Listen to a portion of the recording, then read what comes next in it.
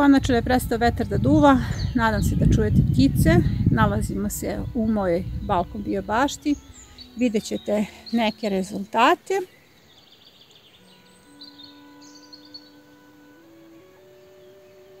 Danas sejemo ponovo prolećne kulture, puno recikliramo, akcenat je na reciklaži uvek i sejemo edamame.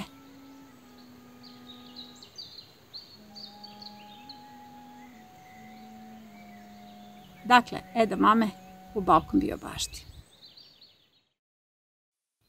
Prvo ću krenuti od posuda koje danas koristim, da vidite kako recikliram. Ovo je gajba koja je pukla, a tu sam stavila kutiju koja se također vuče ovdje i na taj način ću je iskoristiti, jer svejedno ne bih mogla gajbu da iskoristim drugačije.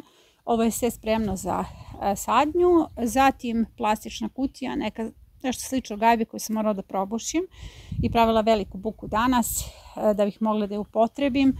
Ono što želim da vam pokažem ovdje jeste jedna plitka gajba koju sam mogla da iskoristim samo tako što sam stavila kutiju od mleka i njih sam napunila zemljom. Ono što je najljepše od svega, ove kutije sam dobila, jer kada su u mom okruženju ljudi shvatili da recikliram, počeli su da mi čuvaju sve ove kutije i na taj način sam uspjela da promenim njihovu svest, jer oni su ih ranije bacali u smeće. Ako mislite da reciklaža nije vaša odgovornost, onda se grdno varate, i ako mislite da će time što nećete upotrebiti ovu plastiku u svojoj bašti da na neki način sačuvate svoju porodicu, varate se, jer sve je ovo već na našem tanjeru. Ono što želim da vidite dodatno jeste nova saksija koju sam dobila od biobaštinara Banja Luka. U pitanju je lokalna baštinska zajednica koja je na platformi Trag biljke i oni su mi poklonili ovu saksiju punu nekih čarobnih veganskih slatkiša i ovu tablu da svaki put kada nešto snimam napišem zapravo šta radim. Biobaštinari Banja Luka su moja velika ljubav.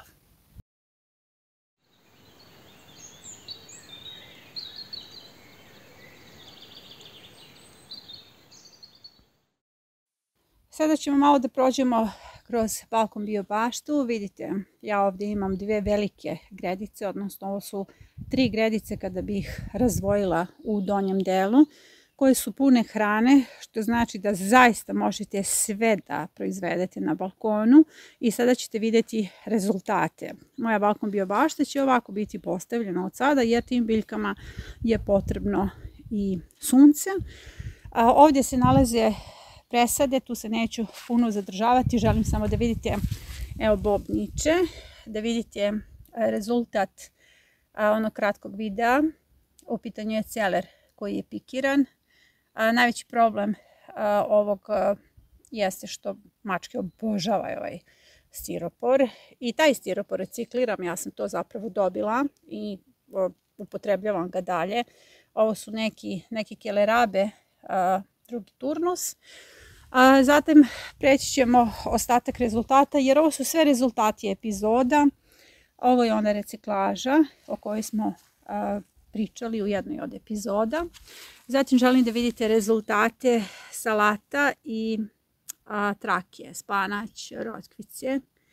Sve jako lepo niče, evo i sa ove strane. Ovo je u prošloj epizodi. Vidite kako se to dobro drži. Ovo je jedna od epizoda u kojoj sam stavljala, ovo je neka kvanica koju sam umotala ovdje i napravila sam neki mini staklenik, odnosno plastenik, i uspjela sam evo da održim tu niče lagano rukola, spanać se dobro drži. Ovdje ću danas da dodam još lukova, mladog luka, svuda mladog luka, jer to su sve zapravo kulture za brzi prinos, za brzi uzgoj, i ovdje ćete kići glavne kulture. Evo pogledajte kako je sve lepo. Blitva za berbu, mnogo salata, kupusarica, lukovi, šuma lukova. Svega ima u ovoj balkon biobašti i sada se to nekako nalazi ovdje dobro pregledno. Celer ću ubrati. Vidite kako je to lepo. Sada prelazimo na drugu traku. Ovdje su žardinjere koje sam prošle godine koristila za presadu. Sada one su u službi uzgoja hrane. Evo ove naše nansen salatice dobro napreduju. Kupus čije listove berem stalno i ono što je najlepše jeste što sam shvatila da kupus uopšte ne mora da se uglaviči, nego ga baš volim. Kada razvije svoje listove, svaki list je ukusan i upotrebljiv. Ovo je brokula. To sam dobila od baba Save u jednoj epizoda. Ubacila i evo primila se i već raste ljubičasta brokula.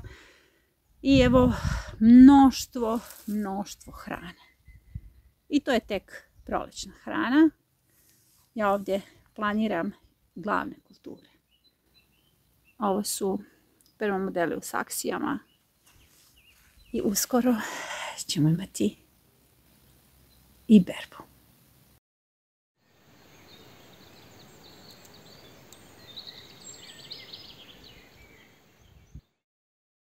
Sada ću vam pojasniti šta je edamame. Edamame je zapravo zelena mlada soja. Kada su zelene mahune, unutra su zelena mlada zrna.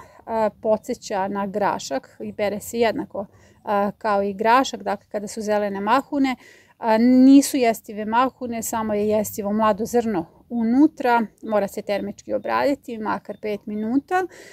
I smatra se da u toj fazi soja ima najveće proteinske vrednosti, odnosno jednake proteinske vrednosti kao i jaja. Da li je soja otporna na minuse? Ne, nije. Jednako je osjetljiva kao boranija i pasulj.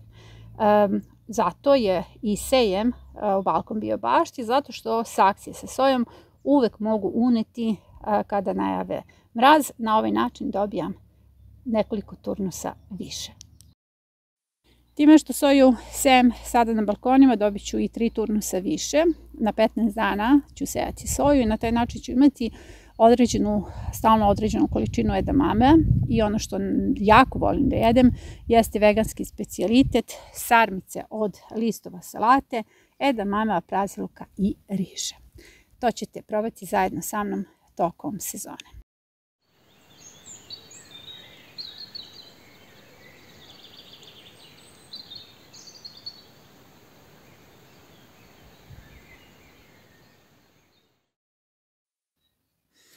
Sada ću prvo da posejem edamame i salatu. Ovdje će ići kombinacija edamame salata i dodat ću još luk. Dakle, ovdje želim jako mnogo kultura. Pokazat ću vam kako ćete prvo da posejete edamame. On ide ovdje. Napravit ću nekakav razmak. Razmak naravno mora biti veći ako ga sejete u bašti. O tome ćemo posebno da pričamo. Sad sam ja malo pomerila kameru.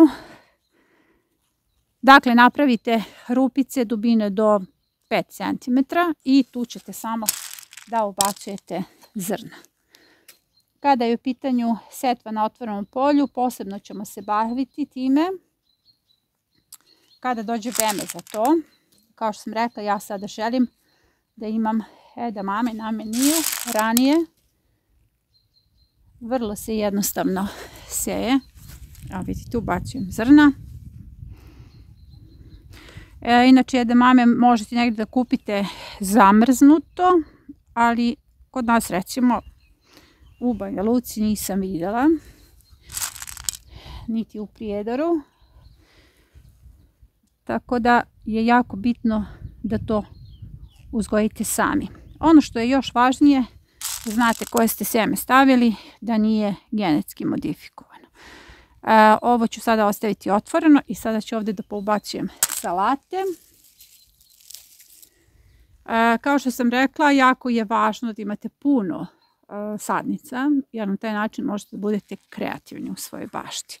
Lagano zatvaram ovo i ovdje ubacujem salatu i odmah ću uz nju 3 luka, toliko mi treba za jednu salatu. Vidite kako to dobro izgleda. Sve ono tamo što ste vidjeli kao Balkon bio baštu je upravo tako posađeno 2 luka ovdje, 3 luka tamo, 1 salata tu i mi na taj način imamo puno hrane.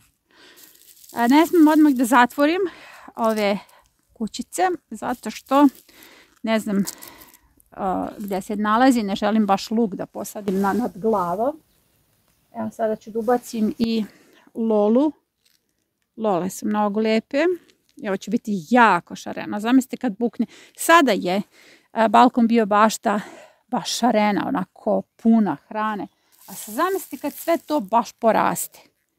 Kada ta hrana onako bukne. To će biti prizor. Pre svega sve ovo sadim zbog prizora. Onako da me začudi nešto. Da nešto bude baš lijepo. Idemo ponovo kristalka. A tek kreću salate. Ima puno rimske salate koje raste na balkonu. I njoj se posebno radujem. Salate inače treba da imate tokom čitave sezone. Nekoliko puta sam dobila isto pitanje na konsultacijama. Mislim, šta će meni toliko salata kada radimo konsultacije, ljudi ulaze s projektima i onda imamo puno konsultacija na temu projekata, rade se analize. I onda ja objašnjavam da salate zapravo nisu ono kako ih mi tretiramo. Mi nekako huliganski tretiramo hranu. Salata je varivo, dakle možete da pravite krem supu od salata. Zatim pravite sarmice od salata uz edamame ili meso, mislim kako god, jako su lepe sarmice. Moram sa ove strane da ne oborim kameru. Zatim krem supa koristi se jednako kao kada pravite spanać. Evo i ovdje ću jednu salatu. I sa ove strane nisam još stavila ništa. Evo ih ovdje. Jednu salatu i svuda ću dodati puno luka. Ova je saksija, improvizovana saksija za sada gotova.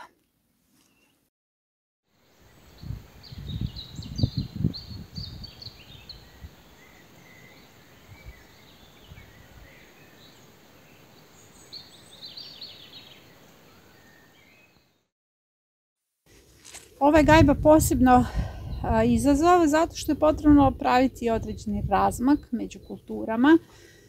Tako da ću sada da prvo posejem edamame ovdje. Evo stavit ću po nekoliko sjemenki. Dakle, sejemo soju. Ovdje.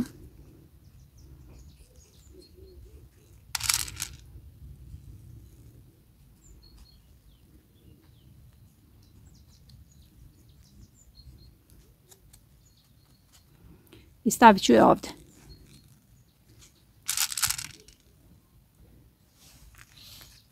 Ovdje.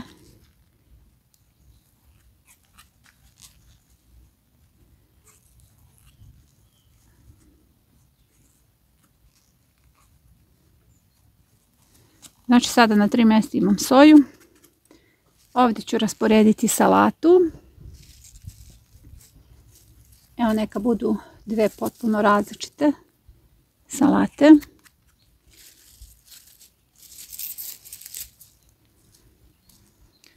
Ovdje ću staviti salatu isto.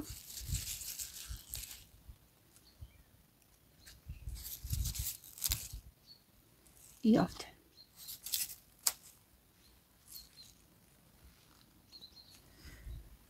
Ovdje.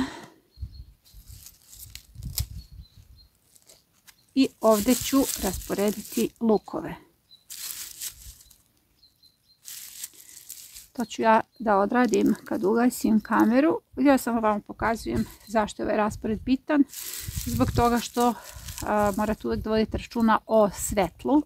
Kako da rasporedite biljke da se nijedna ne opterećuje, dakle da se biljke međusobno ne opterećuju. Salate sa ove strane, malo će prušiti vlagu soji, soja ide gore, luk također ide u visinu, ali on dakle ne zauzima veliki prostor, tako da mogu dve soje da budu jedna s druge strane.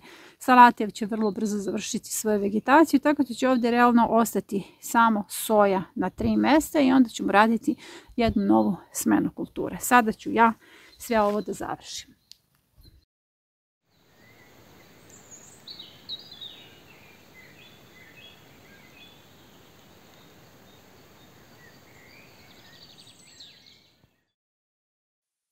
Ova saksija je prilično duboka i želim da je iskoristim za uzgoj mrkve, nju ste vidjeli malo pre. I sada ću da stavim mrkvu na traci.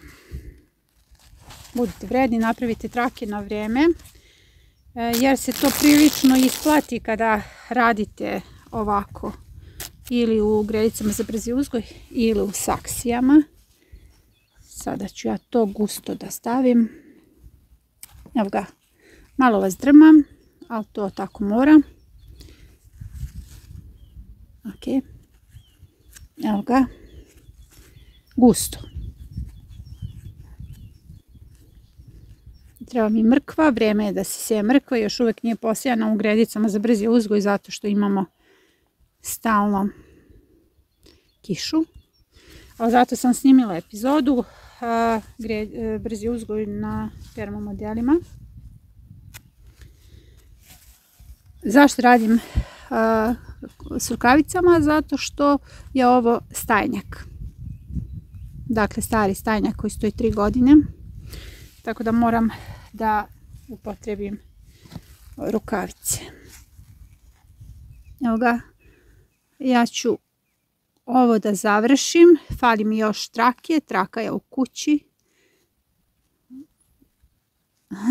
Lepi se. Pa da, nije to baš zgodno. Evo. Ja nisam navikla da radim s rukavicama i onda imam osjećaj kao da sam slepa kad radim tako. Jer volim da dodirujem zemlju, a ovo sada ne bi trebalo da dodirujem. Ok, ovo će biti dovoljno. Šta sada radim? To je ono zbog čega završavam ovu. Ništa ja ne ubacujem unutra ove trake, nego samo preko stavljam isto ovaj mrvičasti stajnjak. Dakle, mrvičasti stajnjak koji je stajao 3 godine. Prednost je traka što vam seme ne može otići duboko. Evo i zašto sad koristim rukavice. I to je to. Sada ću ovo dobro zaliti, zato što trake moraju dobro da se zaliju. I moja mrkvica je posijana.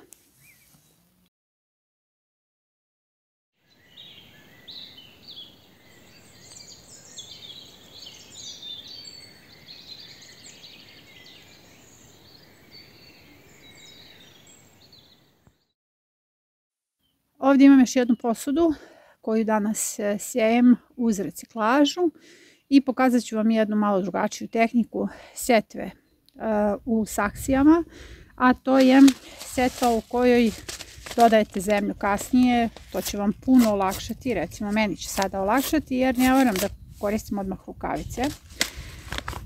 Ja ću sada da posejem spanać i pogledajte šta radim.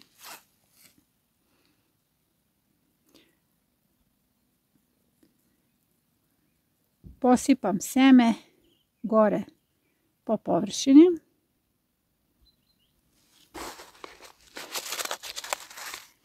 I ovdje želim spanać. Gusto je, ali se spanać presađuje. Pokazat ću vam divne presade spanaća i kako sam uspjela da dobijem fine primjerke za sad. Uostalom, spanać je jako dobar kao baby forma, to je taj baby spanać koji kupujete.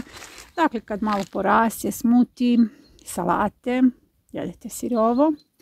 Dakle, tu sam ubacila spanać. Ono što ću da radim jeste samo da utisnem seme dobro utisnete sjeme. Ja sad drmam kameru, ali moram, zato što je ova posuda na stavku. I ovdje ću sada između ubacim sjeme rotkvice.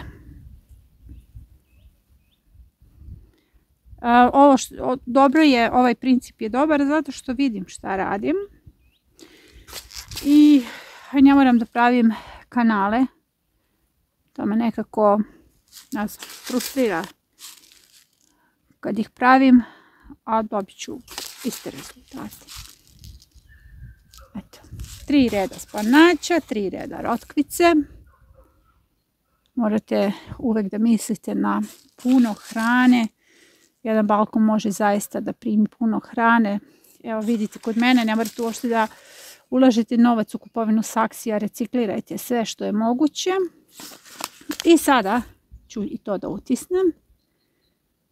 I preko toga ću samo da sipam centimetar zemlje. Evo ga, ovako.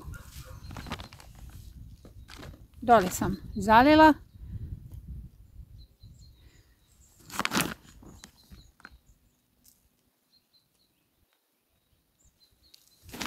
Bez neke posebne frustracije.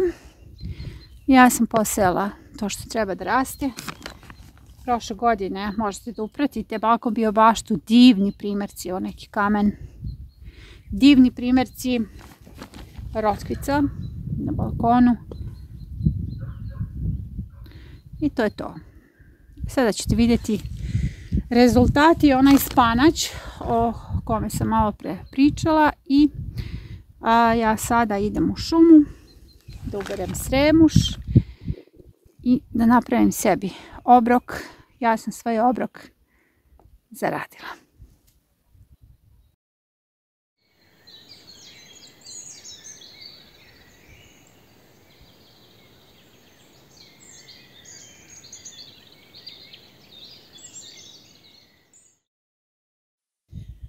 Rekla sam da ću vam snimiti gdje se nalazi presada spanaća. Vidite kako je fino razvijena. Hoću jednu da vam izvučem. Evo je. To je to. I samo se prenese u neku saksiju. Evo ovdje je blitva. Hoću da pronađem gdje sam ubacivala. Evo je. Ovdje je išao spanać iz presade. Sada ću ovdje da ubacim još jedan.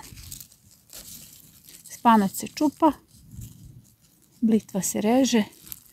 Prema tome, brzi uzgoj.